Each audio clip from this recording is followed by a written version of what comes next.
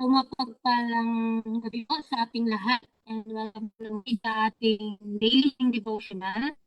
At purihin ang Panginoon sa kanyang kabutihan at tayo na muli ay makakapag-aral ng kanyang mga salita. At pangunaan po tayo ni Sister Lizelle Canoy sa pag-aaral ng salita ng Panginoon. Ngunit bago po yan, tayo po muna ay awit ng ating opening song at susundan po yan ng opening prayer. At sa punto pong ito, sabay-sabay po tayong mag-awit ng ating opening song.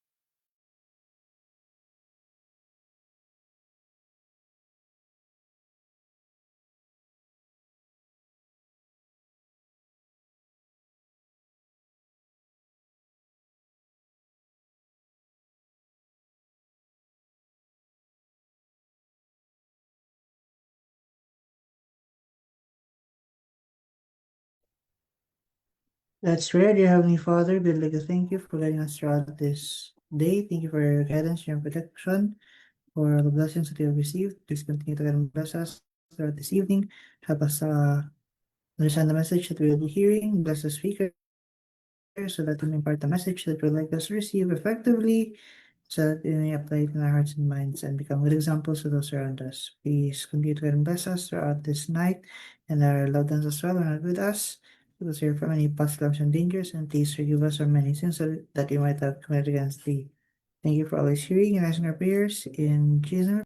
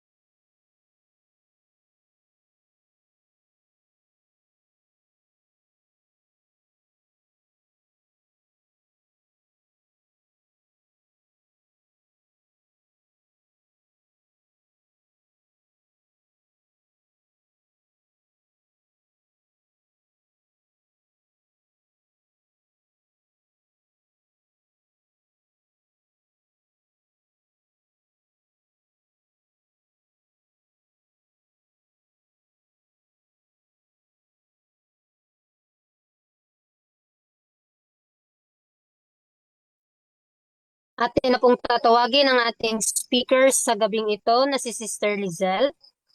Ayan, so makinig po tayo at mag-prepare po tayo ng ating mga insight.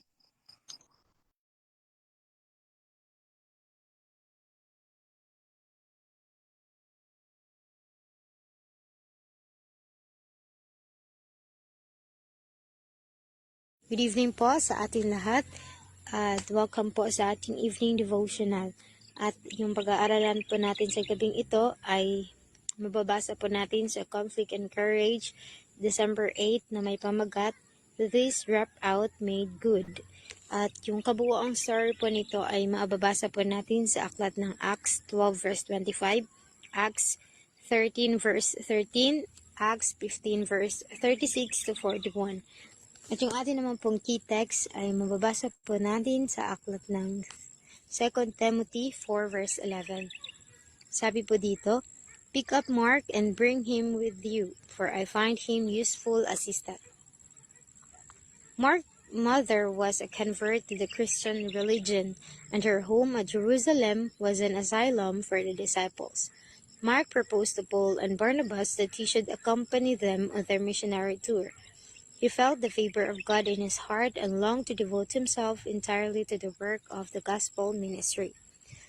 So si Mark po ay lumaki sa pamilyang Kristiyano. Converted yung kanyang ina at ang bahay po ng kanyang ina sa Jerusalem ay nagsisilbi po siyang missionary home sa mga manggagawa. Kaya dahil po dito, simula po nung pagkabata pa niya ay nasaksihan po niya yung buhay ng pagiging missionary. At nung naramdaman po ni Mark na tinawagan po siya ng Panginoon, ay kusa po siyang sumama kina Paul at Barnabas.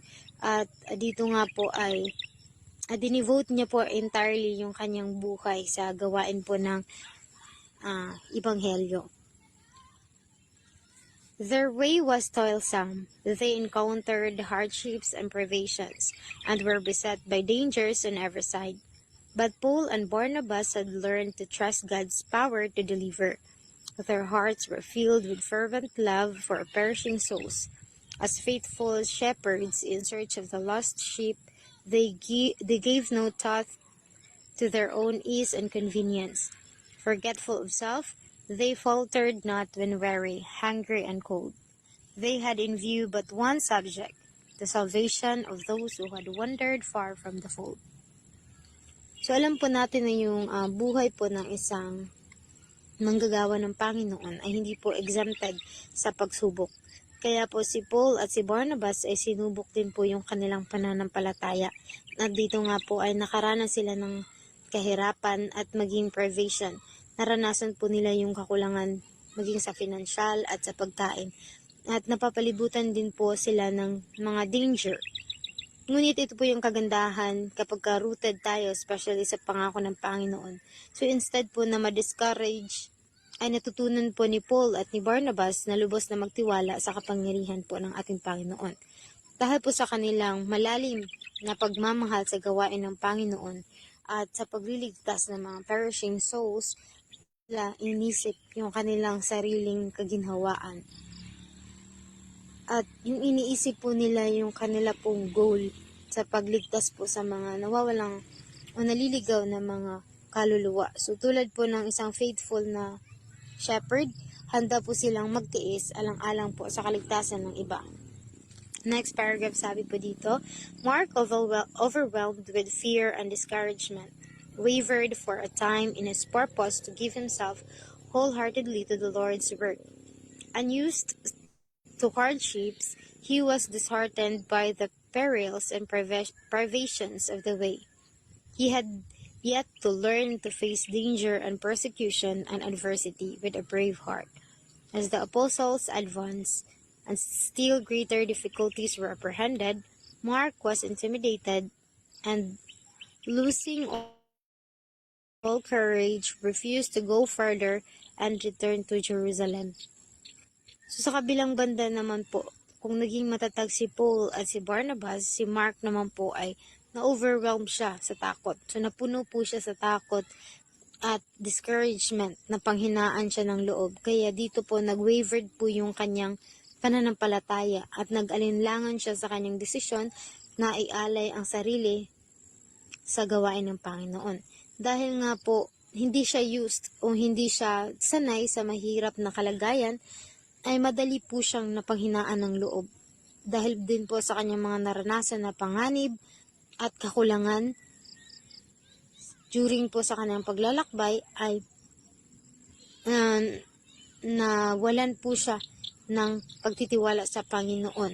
So dahil nga po wala siyang sapat na karanasan upang harapin yung mga pagsubok ng may tapang. So habang nag-a-advance po yung gawain ng mga apostles o nagpatuloy po yung gawain, ay nakikita nilang mas marami pa pong paghihirap ang darating. At dito nga ay lalo pa pong natakot si Mark.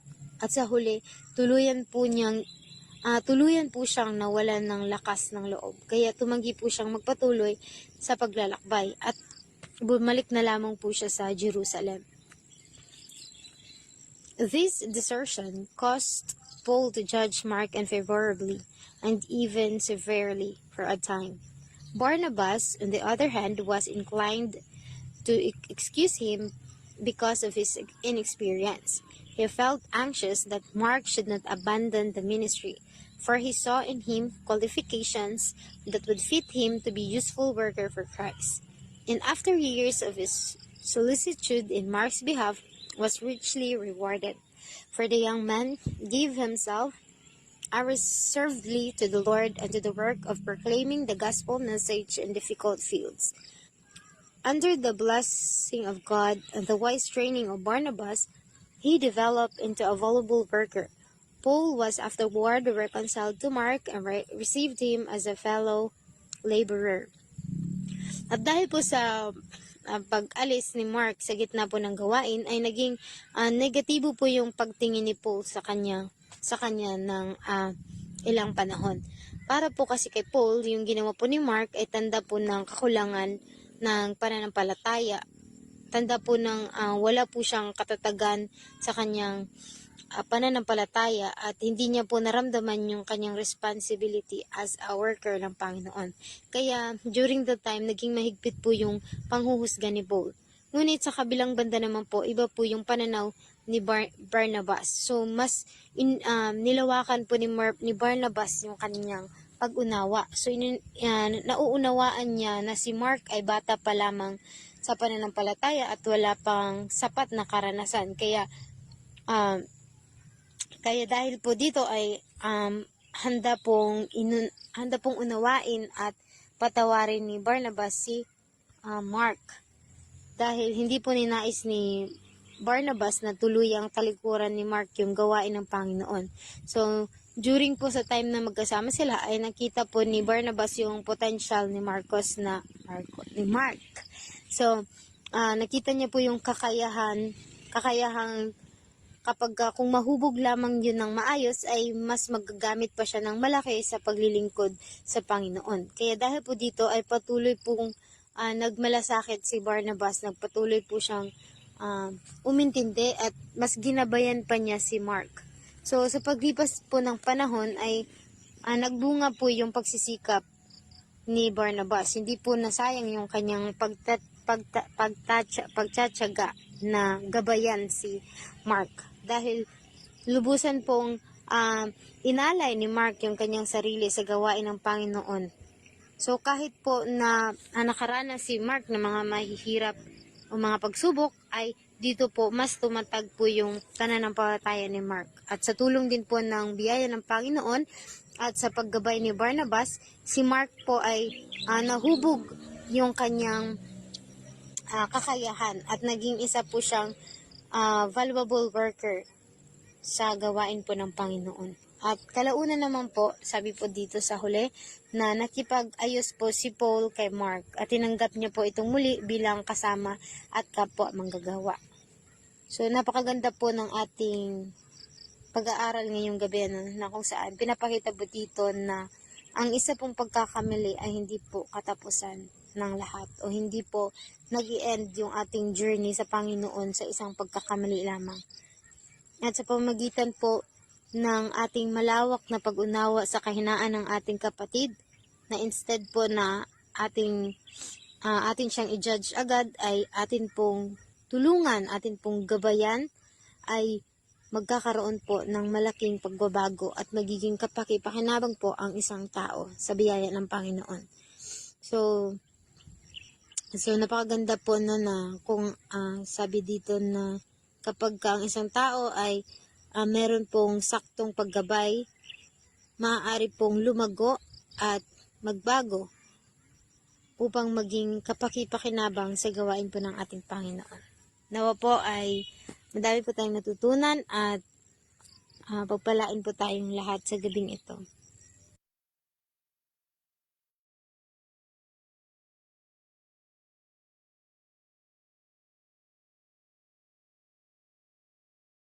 Ayan. So, thanks so much, Sister Lizelle. Ayan, sa inyo pong binahagi na mensahe sa gabing ito. Napakaganda po ang ating napag-aralan. Marami po tayong mapupulot na aral. Ayan, so sa buhay pa lang ni Mark, sila ay naging isang daluyan na ng pagpapala sa ibang tao.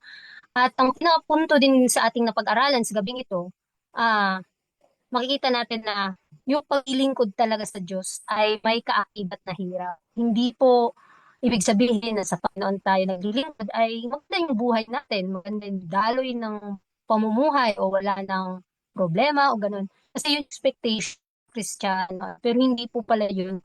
Kaya nga, sabi pa sa ating napag-aralan ngayon na hindi madali po yung gawain ng Ebanghelyo tulad ni Pablo at ni Bernabe, so kailangan talaga yung pagtitiwala sa ating Panginoon, yung katapangan, at yung kahandang tiisin po, yung kahandaang tiisin yung mga sakripisyo para sa kaligtasan ng iba. Sana ganun din po tayo, ano. At saka sa isang punto din dito na yung kahinaan po pala at pagkabigo ay hindi katapusan. Kasi minsan yun yung iisip natin, na kapag nakaranas tayo ng mga ganung bagay, ay parang wala nang pag-asa, ganito, ganyan. So may stress ka na, depressed ka na. Ganyan. Sa aral ngayon na ating natunghayan sa buhay ni Mark, si Mark po ay nanghina siya at dumating sa punto sa buhay na umatras siya dahil sa takot at hirap. Nangama siya. Ngunit hindi ito naging wakas ang kanyang paglilingkod sa ating Panginoon. Dahil ang Diyos po ay nagbibigay ng pangalawang kataon sa magbago at muling maglingkod. So po tayong mapanghinaan kung darating sa punto, pinapahintulot ng Panginoon sa buhay natin na parang katapusan na ng mundo. At isa pa din punto dito, yung kahalagahan po ng pagtutuwid at ang pagpapalakas ng ating loob. So, mahigpit si Pablo sa paghusga kay Mark, ngunit si Bernabe ay naging taguyod niya. So, ipinapakita din dito na kailangan yung balanse, yung mahigpit na sa prinsipyo, ngunit mahabagin sa mga nagkakamali. Maging okay lang maging strict sa pagsunod sa Panginoon. Hanggang strict naman talaga yung pag natin, pero hindi by force yung pagsunod, kundi may pagmamahal, yung magaan sa loob, yung kaloob mo na ayon sa kalooban ng Panginoon. If na-combine yun, napakaganda sa pakiramdam na susunod ka sa Panginoon, hindi dahil napipilitan ka, kundi dahil mahal na mahal mo yung Panginoon. Napakaganda po yan. No? Tsaka isa din pong punto dito na yung tunay na pagbabago ay nagdudulot po ng pagkakaisa. So, sa story yun, ang kinilala ni Pablo yung paglago ni Mark at tinanggap siyang muli bilang kapwa magagawa. Kapag nagpakumbaba at naging tapat tayo na maglingkod, yung mga dating pagkukulang ay napapalitan ng tiwala at respeto. So, tayong tao, pag tiwala tayo sa iba, kapag nagkamali sila, parang nawawala na agad tayo ng tiwala o respeto sa kanila. Pero hindi po yun. Kasi meron tayong dapat baguhin sa sarili natin. Kaya ang buhay Mark, nagpapaalala dito na yung patunay na kahit yung mga sisimula pa lang o nasa level pa lang ng kanilang kahinaan at nahihirapan pa silang makapanagumpay, maaaring hubugin sila ng at Panginoon. Huwag natin agad ulan yung tao. At paalala sa atin dito o maging matatag ang isang tao na sa Panginoon at maging ang importante po dito yung mahalagang manggagawa sa kanyang ubasan. Kasi naghahanap ang Panginoon ng sinong willing No, kahit sino na gusto talagang gumawa sa gawa ng Panginoon, bigyan ng Panginoon ng pagkakataon na gumawa. Kahit sino ka man, o ano yung kanaan na meron ka, huwag mong ikahiya na surrender sa Panginoon na malayon. Kaya nawa sa ating pag-aral ngayon ay mapupo natin ang aral na hindi po dahilan ang kahirapan para po tayo ay manghina o parang mawala na ng pag-asa. So meron po tayong mga nag-comment dito, ayun. So hindi ko po sila kilala. Ayun, so babasahin na lang po natin mga comment nila mga kapatid. Ano, sabi niya, kailangan talaga magtiwala sa Panginoon kahit anong mangyayari. Ano. Kasi hindi tayo exempted sa mga kahirapan na maranasan natin. Minsan, pero laban lang. So, napakaganda po ng kanyang comment at sabi po ng isa, para sa akin, dapat din talagang harapin ang mga pagsubok at kahirapan. Kasi nandyan naman ang Panginoon, tutulungan tayo sa ating pagtsatsaga. Yun. So, thank you so much po sa mga nag-comment sa ating Facebook. Ayan. So, ito po itong aral sa atin. Sana ah, hindi lang tayo panay salita, ano, kailangan maipakita talaga sa gawa yung ebanghelyo ng Panginoon. Kaya nga sabi sa kanta na bago tayo bahagi yung salita ng Panginoon sa iba, ay kailangang maipakita sa buhay, maipakita sa gawa. At magiging epektibo ito na maibahagi kung kung tayo ay taga-tiyaga o kung tayo magsisikap sa paggawa ng anong makalulugod sa Panginoon. Kasi yun lamang talaga yung tangi nating dapat gawin. Tangi nating ang tawag doon yung para bagang tanging sandigan natin sa panahon na tayo nanghihina. Ayan, so isang comment din dito, ang ating admin, sabi dyan, everyone needs a Barnabas. We all need someone who believes in us despite our weaknesses. And God calls us to be Barnabas like encouragers, patient, loving, and willing to help others grow. Napakaganda po ng kanyang ng comment. So thank you po, admin. So ito po yung lagi nating tatandaan na despite po sa ating kahinaan, hindi po ito yung magiging dahilan para atras na lang tayo sa laban, kundi kailangan magpatuloy tayo. So, aminin natin na mahina tayo. Na sinasabi pa ng iba, tao lang tayo, nagkakamali, nagkakasala. Totoo yan, pero hindi po yun ang dahilan para panghinaan tayo. So, kailangan kung ano may mga kahirapan o pagsubok na pinaparanas ng Panginoon sa atin, huwag po nating gawing negative yun. Kung kailangan maging pagpapala po yun sa sarili natin, gawin po nating gabayan, pinapahintulot ng Panginoon ito upang tayo lumago yung pananampalataya natin at mas makilala pa natin yung kahinaan natin na mas kinakailangan natin yung Panginoon na siya nagpapalakas sa atin. Kaya ayan, so maraming salamat po sa mga nag-comment and sino po ang may makaragdagan. Ayan, so marami na po tayo dito sa Zoom. Ayan, so welcome po. Bibigyan ko po kayo ng isang minuto para po sa inyong mga insight. Magandang gabi sa ating lahat. Gusto ko lang din bigyan pansin yung sa yung dalawang side, di ba? Meron si Mark na nagkulang ng pananampalataya. Ano siya, hindi niya natiis yung hirap nung una. At ganoon din yung sa kay Paul naman, sa side ni Paul na makikita natin na nag-short yung pangunawa niya kay Mark. At pangatlo pala si Barnabas, di ba? Na malawak yung pangunawa at sinagaan niya si Mark kasi nakita niya yung kay Mark yung talento na kung magpapatuloy si Mark sa gawain ng Panginoon ay malaking kagamitan yun. Doon sa dalawa na makikita natin na tao dito, parang nagkamali kay Mark at saka kay Paul. So medyo mahirap yun, yung sitwasyon na ikaw ay nakakitaan ka ng kamalian ng iyong kasama. Ganun pa man, makikita nga natin na walang imposible sa Panginoon basta tayo po ay manumbalik lang at hindi niya tayo pababayaan. So sa kalagayan ni Mark nga, di ba, na-explain niya kanina na nanumbalik siya sa Panginoon. At doon naman sa side naman ni Paul, napakahirap din yun, di ba? Minsan sa atin, parang Kapag tayo yung nangunguna sa gawain tapos nagkamali tayo ng tingin sa ating kapwa, parang ayaw na nating bawiin. Parang pride na natin na ay hindi, ganito ka na talaga. Kasi ayaw natin tanggapin na nagbago na nga siya. Kailangan din natin gayahin yung karakter ni Paul na bagaman nakita natin na ah, sa una ay pagtingin ni Paul kay Mark ay ganon. Pero nung nakita niya, nagbago nga, ay binuksan niya yung puwang na si Mark ay muling makabalik doon sa gawain na kasama siya.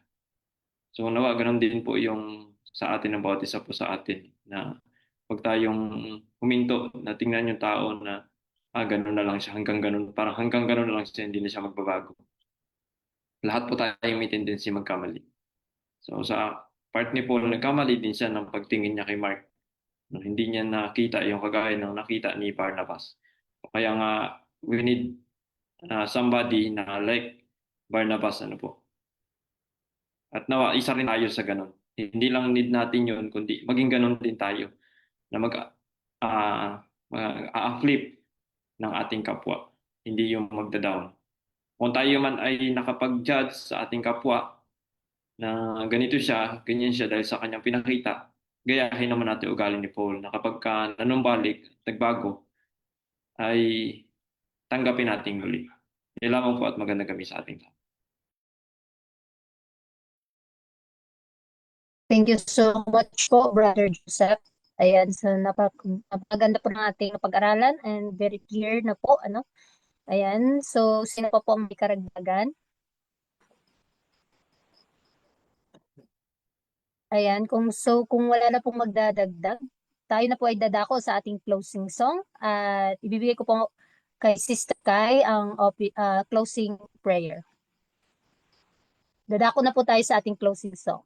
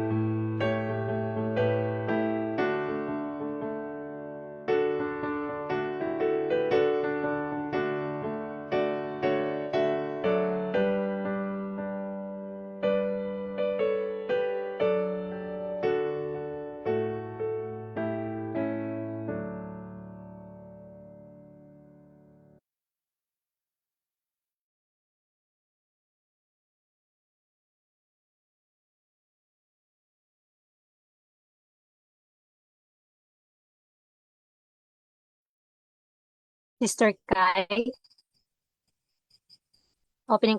closing prayer po. Tayo pong lahat ay manalangin. Ama naming banal, nasa kataas-taasan ng mga langit, kami po'y lubos na nagpapasalamat sa inyong paggabay at proteksyon po sa amin sa buong araw na ito. At kami po'y umabot sa mga oras na ito at muli po'y nakapakinig ng inyong banal na salita. Naway tulungan niyo po kami, Ama, na mga salitang aming narinig ay mo ng malalim sa aming puso at isipan, maging gabay namin sa pang-araw-araw habang kami po'y nabubuhay dito sa sanlibutan. At naway tulungan niyo rin po kami na lakaran ang bawat liwanag na aming narinig upang makita po si Kristo sa aming buhay at ang mga taong nasa paligid namin ay maintriga din po sila na kilalanin ang kung sino po yung Kristo na aming sinasamba. At maraming salamat po sa mga biyayang ipinagkaloob sa amin. Patawad po kung saan po kami nasimpuhan ng pagkukulang at pagkakasala. Po aming hiling at dalangin sa pangalan ng aming Panginoong Hesus. Amen.